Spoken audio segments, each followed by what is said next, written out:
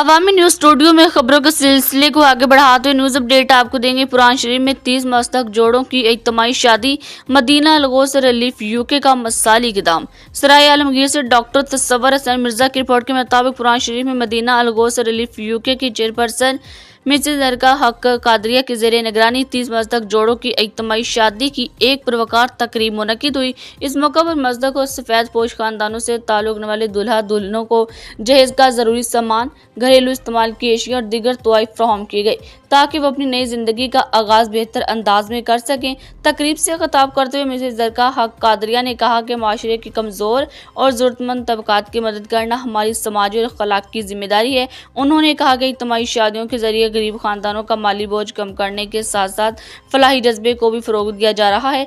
सदर इत्तफाक press club खारिया के doctor तस्वर हसन मिर्जा ने कहा कि कुरान शरीफ में इज्तिमाई शादियों की इस अजीम फलाही मंसूबे का क्रेडिट मिसेज जरका हक कादरिया और मदीना अलगोस रिलीफ यूके को जाता है, जो हर साल दर्जनों मस्तक खानदानों की बेटियों की बाइज्जत रुखसती का एहतमाम करके खिदमत खलक की रोशन मसाइल कायम कर रहे हैं। उन्होंने इस कामयाब तकरीब के इनकाद पर मिसेज जरका हक कादरिया और इनकी टीम को खराज तहसीन पेश किया।